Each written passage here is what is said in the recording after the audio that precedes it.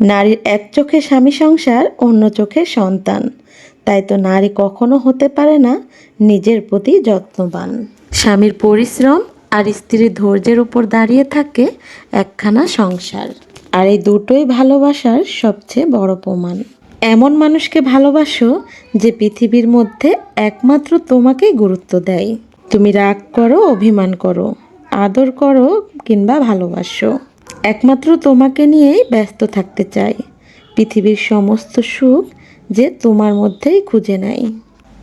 আসসালামু আলাইকুম প্রিয় ভাই বোনেরা, সকলে কেমন আছেন? আজকে অনেক দিন পরে আপনাদের সামনে বড় ভিডিও নিয়ে আসলাম। আমার কিন্তু প্রতিদিনই মন চায় আমার প্রিয় ভাই বোনদের জন্য প্রতিদিন নতুন নতুন একটা করে ভিডিও আপলোড করতে। তবে ঈদের আগ মুহূর্তে আমার প্রিয় ভাই বোনদের জন্য অনেক অনেক ব্যস্ত হয়ে পড়েছি আমি। কারণ তো আমার প্রিয় ভাই বোনেরা জানেন, যারা আমার প্রতিনিয়ত ভিডিওগুলো দেখতেছেন, প্রতিদিনই তৈরি হচ্ছে আমার ঘরোয়া মশলাগুলো। আমার মশলার কথা পরে বলি। এই তো আমি এখন আসছি আমাদের আম গাছতলায়। এই আমগুলো তেমন একটা খেতে মজা লাগে না, এই আম হচ্ছে লকনা আম, সেই জন্য আমগুলো আমি পেড়ে নিচ্ছি। তবে সব পারবো না, কয়েকটা পেড়ে নিচ্ছি আচার তৈরি করার জন্য। আর ভিডিওর শুরুতে আরেকটি সুখবর আপনাদের জন্য দিচ্ছি। যারা এতদিন অপেক্ষা করতেছিলেন আমাদের রাজশাহীর বিখ্যাত রসালো মিষ্টি হচ্ছে অনেক ভালো ভালো জাতের আমগুলো নিতে চাচ্ছিলেন, তারা কিন্তু এখন আমের জন্য অর্ডার করতে পারেন। আমি যেহেতু রাজশাহী বিভাগের, এই তো নাটোর জেলার মানুষ, আমাদের বাড়ির আশেপাশে মাঠে ঘাটে অনেক অনেক আম গাছ। যারা ফরমালিন মুক্ত একদম অরিজিনাল ফ্রেশ আম খেতে চাচ্ছেন তারাই কিন্তু অর্ডার করতে পারেন। আর এই তো এই আমগুলো আমি আচার করার জন্য পারছি একদম গাছ থেকে। দেখুন কেমন আঠা বের হচ্ছে। এরকম টাটকা আমের আচারের তো তুলনাই হয় না। আর আমি আজকে বানাবো টক মিষ্টি ঝাল আচার। গাছ থেকে কয়েকটা আম পেড়ে আমের বাগানে বসে পড়েছি আমগুলো কাটার জন্য। আমার এই ভিডিওটা বেশ কয়েকদিন আগের, আপনাদের সঙ্গে আপলোড করতে করতে অনেকটাই দেরি হয়ে গেল। তবে এই ভিডিওটা আমি যেদিন করেছিলাম বা যার মধ্যে করেছিলাম, তখন অনেক অনেক রোদ গরম চারিদিকে। গাছের পাতার ডালের আড়াল দিয়ে এই তো রোদগুলো দেখা যাচ্ছিল। আমি যেভাবে আমের আচার তৈরি করি সেটাই আপনাদের সঙ্গে শেয়ার করব। আর এই বাগানটা হচ্ছে আমাদের বাড়ির পাশেই, একদমই বাড়ির সঙ্গে। আর বাগান থেকে মানে গাছ থেকে আম পেড়ে বাগানে বসে পড়েছি। আর প্রতিটা গাছেই দেখুন কত কত আম ধরে আছে। আমাদের এই গ্রামীণ পরিবেশগুলো আমার প্রিয় ভাই বোনেরা অনেক বেশি পছন্দ করেন। আর আমি যেহেতু কয়েকদিন থেকে ভিডিও দিই নাই, সেহেতু আমার প্রিয় ভাই বোনেরা অনেকটা ব্যস্ত হয়ে পড়েছিল যে আপু তুমি কেন ভিডিও দিচ্ছ না। অনেকে তো বলে যে আপু আমরা তো তোমার অপেক্ষায় থাকি, অনেক বেশি ভালো লাগে তোমার ভিডিওগুলো দেখতে। তবে কিন্তু আমিও চাই যে প্রতিদিনই ভিডিও দিতে। তবে তো বললাম অনেকটা ব্যস্ততার কারণে ভিডিও আপলোড করতে পারতেছি না। আর আমি যে পণ্যগুলো আপনাদেরকে দিয়ে থাকি সেই পণ্যগুলো আমি যেহেতু নিজের হাতে তৈরি করি, বলতে পারেন সেই জন্যই এতটা ব্যস্ততা। এই তো দেখতেই পাচ্ছেন আমি যখন এই আমগুলোর আচার তৈরি করছি তখন কিন্তু ভালো করে আঠিও হয় নাই, মানে আঠিগুলো শক্ত হয় নাই। আর এখন কিন্তু আমগুলো পাকার সময় হয়ে গেছে। প্রতিনিয়তই আপনাদের জন্য আমার নিজের হাতে তৈরি করতেছি টক ঝাল মিষ্টি আমের আচার, আমসত্ত্ব আর হচ্ছে তেঁতুলের আচার। যে যেভাবে অর্ডার করতেছে বা যে যেভাবে যেরকম আচার নিতে চাচ্ছেন সেভাবেই কিন্তু নিজের হাতে আমি তৈরি করে দিচ্ছি। কাটতে কাটতে আমগুলো বাড়িতে নিয়ে চলে এসেছি, যেহেতু আমগুলো ধুয়ে কাটতে হবে আর পানি আসলে নিয়ে গিয়ে এগুলো ধোয়া ঝামেলা মনে হচ্ছিল। আমি যেভাবে আমের আচার তৈরি করি সেটা কিন্তু আপনাদের কোনো ফ্রিজে রাখা লাগবে না, একদম বাহিরে রেখে নর্মালি রেখে আপনারা সারা বছর সংরক্ষণ করে খেতে পারবেন। আর এই আচারটা দেখতে যেমন সুন্দর লাগে আর খেতেও অনেক বেশি মজা হয়। আমগুলো কেটে নিছি, ভালো করে ধুয়েও নিছি। এবারে তো আমগুলোকে ভাপ দিব, সেই জন্য আমি কড়াইয়ে পানি দিয়ে দিছি। আর পানির মধ্যে পরিমাণ মতো হলুদ দিয়ে দিছি। আর টক জিনিসে হলুদটা একটু বেশি দেওয়া লাগে। পানিটা গরম হয়ে গেছে আর এই টাইমে এই তো আমগুলো দিয়ে দিচ্ছি। আমগুলো এমনভাবে ভাপ দিতে হবে যাতে ভালো করে একদম সিদ্ধ না হয়, আবার যেন কাঁচাও না থাকে। আর আজকের যে আচারটা তৈরি করা হবে সেটা শুধুমাত্র রোদে দিয়েই তৈরি করা হবে। আর রোদ ছাড়া কিন্তু এই ধরনের আচার তৈরি করা যায় না। আর আমি যে পদ্ধতিতে আচারটা তৈরি করব সেই আচারটা টক মিষ্টি ঝাল আচারও তৈরি করা যাবে, আবার শুধুমাত্র টক আচারও তৈরি করা যাবে। আর এই তো দেখুন আমগুলো ভাপ দেওয়া হয়ে গেছে, এখনও কিন্তু বলক উঠে নাই পানির, আর বলক কেবল একটু মাত্র ওঠার চেষ্টা করতেছে। এই টাইমে আমি তো ঝাঁকাতে ঢেলে নেব। ঝাঁকাতে ঢেলে দিলে পানিগুলো ঝরে পড়ে যাবে, আর তারপরে এই আমগুলোকে ঠান্ডা হলে আমি রোদে দিয়ে শুকিয়ে নেব। এদিকে আমগুলো ঠান্ডা হতে থাক, ওইদিকে আবার আম পাড়া দেখে আমার বাচ্চারা বলতেছিল যে আম্মু আম মেখে দাও।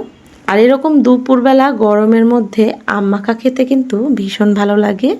বাহিরে অনেক বেশি গরম লাগতেছিল, তাই তো ঘরে এসে টেবিলের উপরে এই তো ফ্যানের বাতাস খাচ্ছি আর আমগুলো কেটে নিলাম।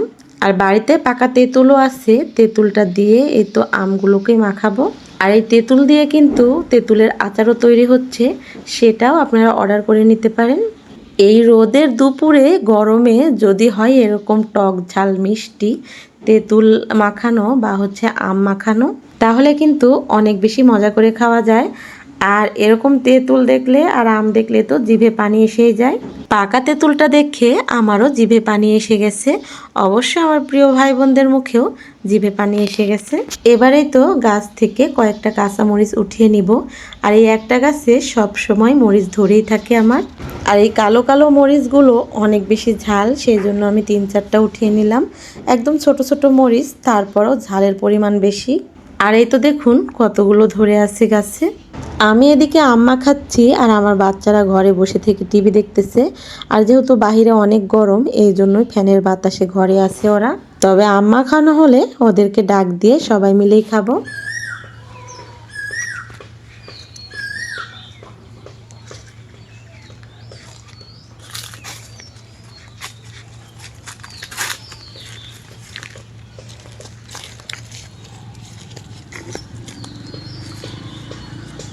আমগুলো অনেক টক, আবার তেঁতুলও কিন্তু অনেক টক। আর এই তো মিষ্টি করার জন্য দিয়ে দিলাম খেজুরের লালি গুড়টা। এই খেজুরের লালি গুড়টা আমি খাওয়ার জন্য শুধু অল্প একটু রাখছি। আর এদিকে আমার প্রিয় ভাই বোনরা অনেক বেশি চাচ্ছে এই খেজুরের গুড়টা, তবে যেহেতু খেজুরের গুড়টা ফুরিয়ে গেছে সেই জন্য এখন আর দিতে পারতেছি না আপনাদেরকে। সামনে শীত থেকে আপনাদেরকে আবারও দিতে পারবো। যারা একদম শীতের শুরুতেই খেজুরের গুড় নিতে চাচ্ছেন তারা আমার এই তো সঙ্গেই থাকবেন। এবার একটু দিয়ে দিচ্ছি আমাদের খাঁটি ঘানি ভাঙ্গানো সরিষার তেল। সব কিছু মিলিয়ে টক ঝাল মিষ্টি আর হচ্ছে খাঁটি সরিষার তেলের ঘ্রাণটা অনেক বেশি ভালো লাগতেছিল। টকটা একটু বেশি মনে হচ্ছিল, তাই আবারও একটু গুড় দিয়ে দিলাম। খেজুরের গুড়টা শেষ, তবে এখনও কিন্তু আখের গুড়টা অর্ডার করলে আপনারা নিতে পারবেন। মাখানো শেষ করতে করতে আমার ছেলে মেয়েরা হাজির। এই তো সবাই মিলে এখন দুপুরবেলা আম মাখা খাবো। অনেক বেশি মজা হয়েছিল আম মাখাটা, আর এক নিমিষেই সবাই মিলে শেষ করে দিছি। এবারেই তো আমের যে টুকরোগুলো আমি ভাপ দিছিলাম সেগুলো রোদে দেব। আর এভাবে আমি একদিন টানা রোদে দেব।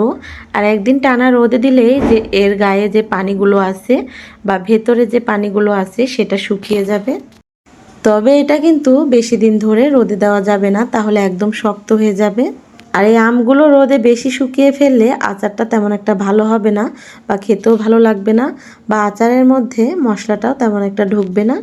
আমগুলো যদি একদম সকালে ভাপ দিতে পারেন আর সারাদিনের যদি একদম টানা রোদ পায় তাহলে একদিন রোদে দিলেই হবে। আর যদি আচারটা মানে আমগুলো কাটতে দেরি হয় তাহলে এভাবে 2 দিন রোদে দিবেন। আর আমার আচারটা দিতে দিতে যেহেতু দেরি হয়েছিল, আমি ভাপ দিতে দেরি করছিলাম, সেই জন্য এই তো 2 দিন রোদে দিছি। আর 2 দিন রোদে দেওয়ার পরে এই আমগুলো এরকম হয়েছে।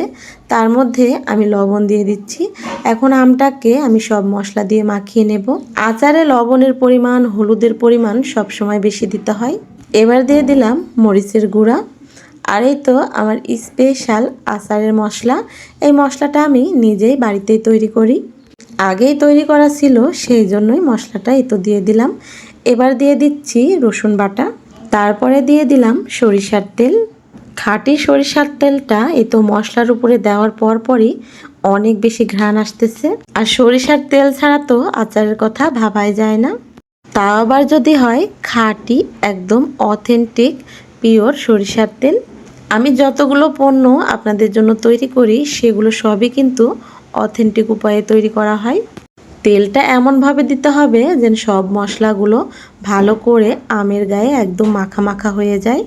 আর অনেকটা সময় ধরে হাতে এইভাবে মশলার সঙ্গে আমের সঙ্গে মাখাতে হবে। আচারে যদি লবণের পরিমাণটা কম হয় বা হলুদের পরিমাণটা বা মশলার পরিমাণ কম হয় তাহলে কিন্তু এই আচারটা নষ্ট হয়ে যাবে।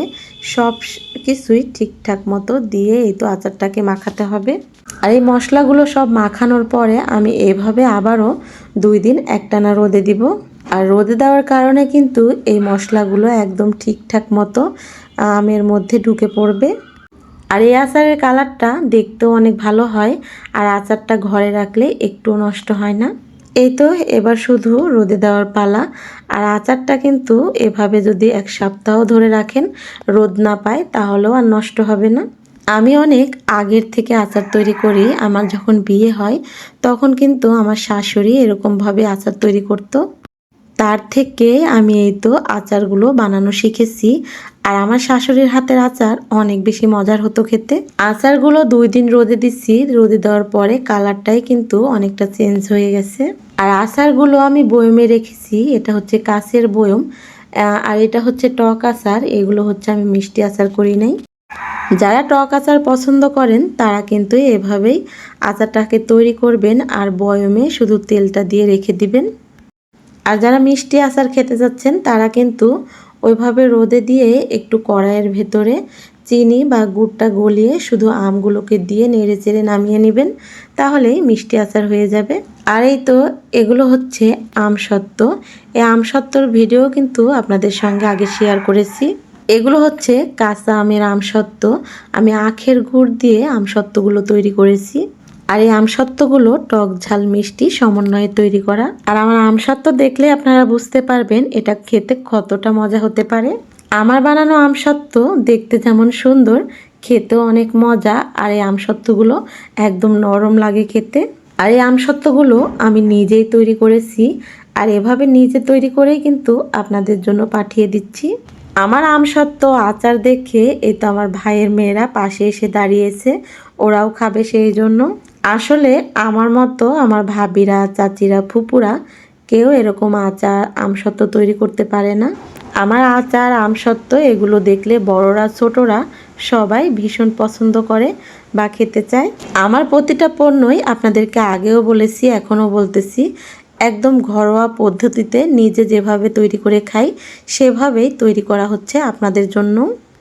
আর ওরা কতটা খুশি দেখুন আমসত্ত্বগুলো পেয়ে। আর এই তো এভাবে আমি আবার পিস পিস করে কেটে নিচ্ছি। যারা পাকা আমের আমসত্ত্ব নিতে চাচ্ছেন তাদের জন্য কিন্তু এখন পাকা আমের আমসত্ত্ব তৈরি করা হচ্ছে। কাঁচা পাকা আমের আমসত্ত্ব দুটোই পেয়ে যাবেন আমার কাছে। ছোট থেকে বড় সবার মুখেই লাগবে অনেক বেশি মজা খেতে। আর এগুলো যে শুধু খেতে মজা তাই না, এগুলোতে অনেক বেশি উপকারিতাও আছে। আর এই তো এভাবেই প্যাকেটিংয়ের মাধ্যমে চলে যাচ্ছে আপনাদের কাছে আমার তৈরি আমসত্ত্বগুলো। আর যারা টক আচার নিতে চাচ্ছেন তাদের জন্য তৈরি করা হয়েছে টক আচার। আমি কিন্তু মিষ্টি আচারও এখন তৈরি করেছি। আর সেই মিষ্টি আচারটা আখের গুড় দিয়ে তৈরি করা হচ্ছে। আর এই তো টক ঝাল মিষ্টি তেঁতুলের আচার, এটাও কিন্তু আখের গুড়ের তৈরি। যারা অনেক বেশি স্বাস্থ্য সচেতন তবে টক মিষ্টি আচারগুলো খেতে চান তারা কিন্তু নিতে পারেন এই তো আমার প্রতিটি পণ্যই। আমি আপনাদের কথা ভেবেই তৈরি করে যাচ্ছি প্রতিনিয়তই আমার পণ্যগুলো। আর আমি যে মশলাগুলো তৈরি করি সেটা তো আমার প্রিয় ভাই বোনেরা কয়েকদিন থেকে দেখতেছেন। তবে কিন্তু আর বেশি দিন ঈদের নেই, তাড়াতাড়ি করে অর্ডারগুলো করতে হবে। আমার কাছে কি কি পণ্য পাবেন সেটাই আরেকবার বলে দিই। টক ঝাল মিষ্টি তেঁতুলের আচার, আর হচ্ছে টক ঝাল মিষ্টি আমের আচার, টক আচার, আমের আমসত্ত্ব, এছাড়াও পাবেন তিলের নাড়ু, নারকেলের নাড়ু, আর হচ্ছে চিড়ার মোয়া। আর এই তো আমের আচার কালারটা দেখুন কতটা লোভনীয়। অথেন্টিক হলুদ গুঁড়ো, মরিচ গুঁড়ো, ধনিয়া গুঁড়ো, জিরা গুঁড়ো। আরেকটি আছে স্পেশাল মশলা, সেটা হচ্ছে মেজবানি গরুর মাংস থেকে শুরু করে সকল ধরনের মাংস রান্না করতে পারবেন আপনি। কালাভুনা, কাচ্চি, বিরিয়ানি, তেহেরি, আরও অনেক রকম আইটেম রান্না করতে পারবেন আমার একটি মাত্র মশলা দিয়ে। সেটা হচ্ছে মেজবানি গরুর মাংসের মশলা। আর এই তো এটা হচ্ছে মোরিঙ্গা পাউডার, মানে সজনে পাতার গুঁড়া, সেটাও পাবেন আমার কাছে। যারা প্রতিটা পণ্যই বাড়ির স্বাদ পেতে চান তারা কিন্তু অর্ডার করতে পারেন আমার এই পণ্যগুলো। আর ঈদের আগে যারা অর্ডার করবেন তাদের জন্য ডেলিভারি চার্জ একদম ফ্রি। 1 টাকা অগ্রিম পেমেন্ট ছাড়াই পেয়ে যাচ্ছেন ক্যাশ অন ডেলিভারিতে একদম হোম ডেলিভারি আমার প্রতিটা পণ্যই। ঈদের কিন্তু আরেকবারও বলতেছি আর বেশি দিন নাই, কুরিয়া বন্ধ হয়ে যাবে, তাই তাড়াতাড়ি করে অর্ডার করে নিয়ে নিন। আল্লাহ হাফেজ।